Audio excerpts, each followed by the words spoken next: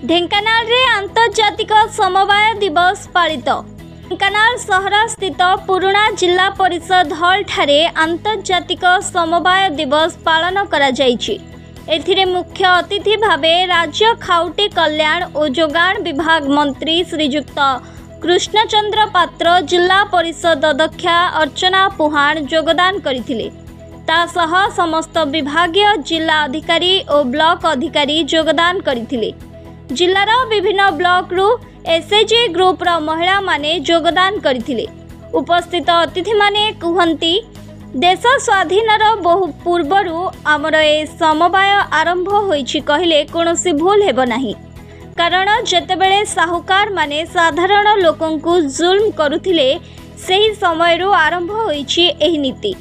तेणु एहार उन्नति हेले स्वावलंबी हेबा सह आर्थिक उन्नति मध्य हेबो। तेणु मंत्री हुअंतु किंबा मुख्यमंत्री केही चाहिले किछि हेबनी। तेणु समय आसीछि समस्ते निष्ठार सह कार्य कले 2036 सुधा आमर जो योजना अच्छी समृद्ध ओडिशा गठन संभव हो पारिबो। तेणु आपण समस्तंकर सहयोग निहाती आवश्यक बोली मंत्री मतव्यक्त करथिले।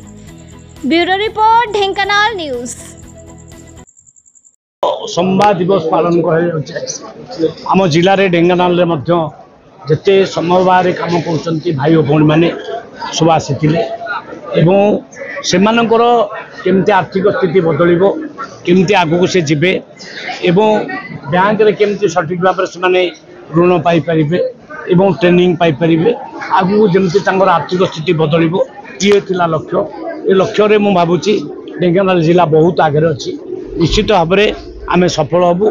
समवाय भाई भौणी मैंने जो मैंने काम कर गाई रखी, किए मत्स्य पालन कर टेलरिंग कर विभिन्न कार्य कर सबू समवाय काम करके ऋण नहीं काम कर आगामी दिन निश्चित आगे बढ़े एवं से बढ़िले राज्य 2036 सुधा विकसित राज्य हम।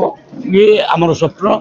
माननीय मुख्यमंत्री सरोजिनी जेना, डीआरसीएस ढेंकानाल डिविजन।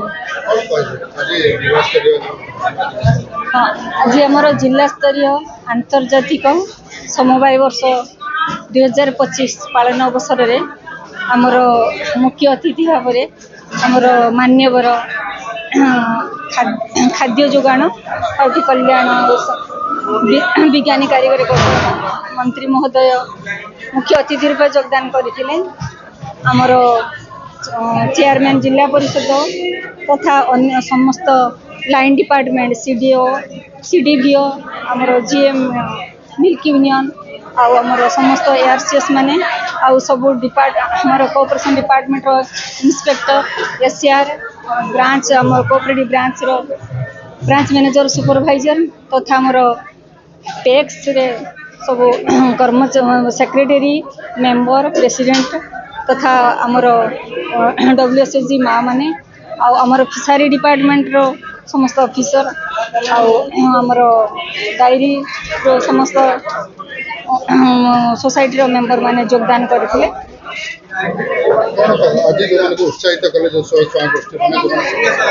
हाँ, आज सेमानकर कार्यक्रम अनुसार आम से संबर्धना देलु तांकर परफॉर्मेंस अनुसार भी आम मान्यवर मंत्री पुरस्कृत करेंगे।